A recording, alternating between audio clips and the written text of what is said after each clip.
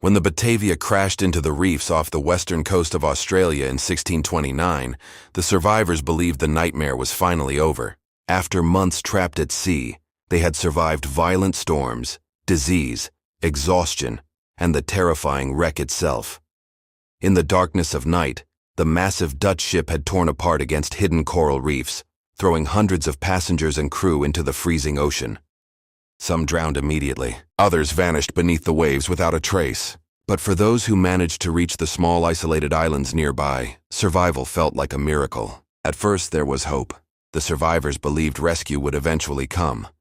But as the days passed, conditions quickly became desperate. There was almost no fresh water. Food supplies were limited. The islands were barren, exposed, and surrounded by endless ocean. Fear slowly spread through the camps.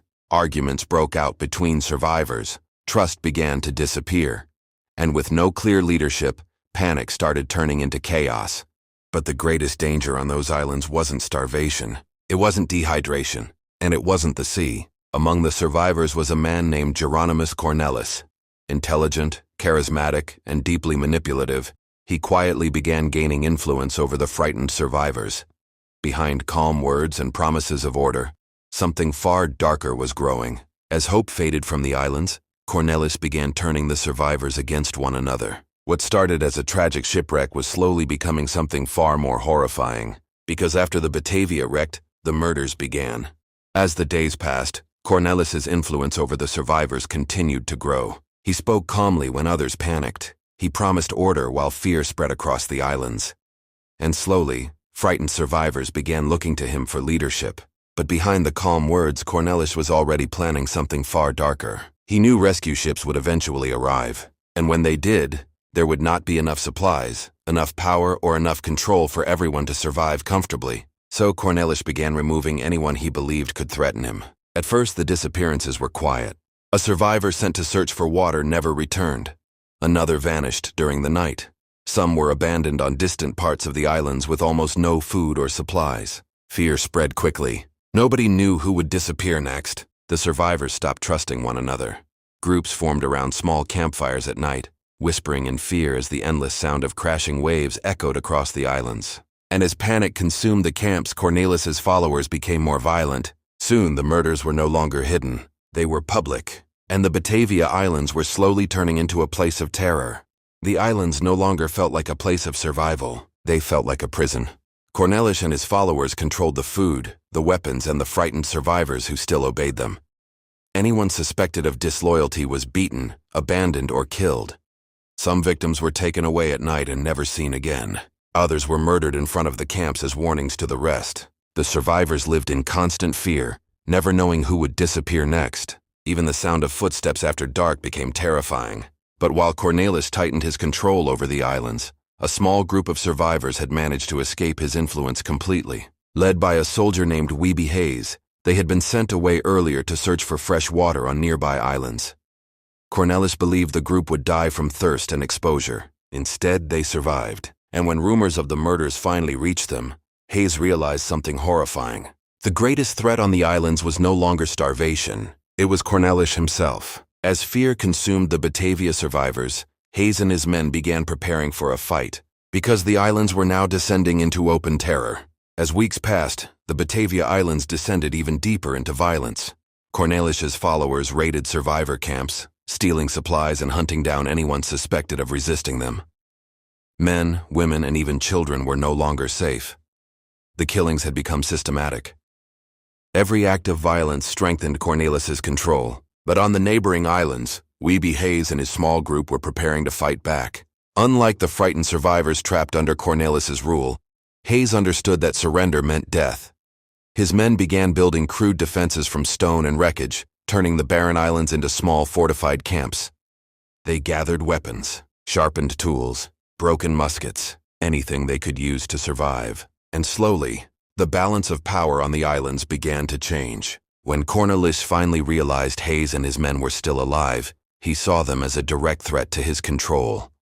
If the survivors united behind Hayes, everything he had built through fear and murder could collapse. So Cornelisz made a decision. He would destroy Hayes and his men before they could fight back. Under cover of darkness, Armed groups were sent across the islands to hunt them down, but Hayes and his survivors were waiting, and soon, the Batavia Islands would witness something even more shocking than the massacres: a war between survivors. The attacks began in the darkness before sunrise. Cornelish's men crossed the islands expecting frightened survivors, weak from starvation and fear. Instead, they walked directly into fortified camps defended by armed men ready to fight. Hayes and his survivors launched sudden ambushes from behind stone walls and sharpened barricades. Muskets fired through the darkness. Spears and improvised weapons crashed against Cornelish's attackers as chaos erupted across the islands. For the first time since the Batavia wrecked, Cornelish's followers were no longer hunting defenseless survivors. Now they were fighting for their own lives. Again and again the attacks failed. Hayes and his men knew the terrain better. They were disciplined, organized, and desperate enough to resist until the end. Every failed assault weakened Cornelish's control and inspired more survivors to turn against him. Fear was slowly changing sides. As losses mounted, panic began spreading through Cornelish's followers. Some started questioning his leadership. Others feared the survivors would eventually overpower them completely. And then, after months of murder, terror, and bloodshed, something appeared on the horizon. A ship. The sight froze both camps, because whoever reached the rescue ship first would control the story of what had happened on the islands. Cornelisz immediately realized the danger. If the rescuers learned the truth, everything was over. As the rescue ship approached the islands, both sides raced to reach it first. Cornelisz knew that if the truth about the massacres was discovered, he and his followers would face execution. Desperate to protect his power, he attempted one final gamble. He would seize the rescue ship before Hayes or the remaining survivors could speak. But the survivors had already begun telling their story. When members of the rescue crew finally reached the islands, they were met by exhausted survivors covered in dirt, blood, and signs of starvation. They spoke of murders, disappearances, and months of terror under Cornelish's control. At first, the rescuers struggled to believe what they were hearing. A shipwreck turning into mass murder seemed impossible. But the evidence was everywhere. Bodies lay buried across the islands. Survivors described brutal executions and raids. Witnesses named Cornelisz and his followers directly. The horror of what had happened on the Batavia Islands was finally being uncovered. Realizing everything was collapsing around him, Cornelisz made one final attempt to maintain control. But before he could escape or organize another attack, he was captured by Hayes and the surviving defenders.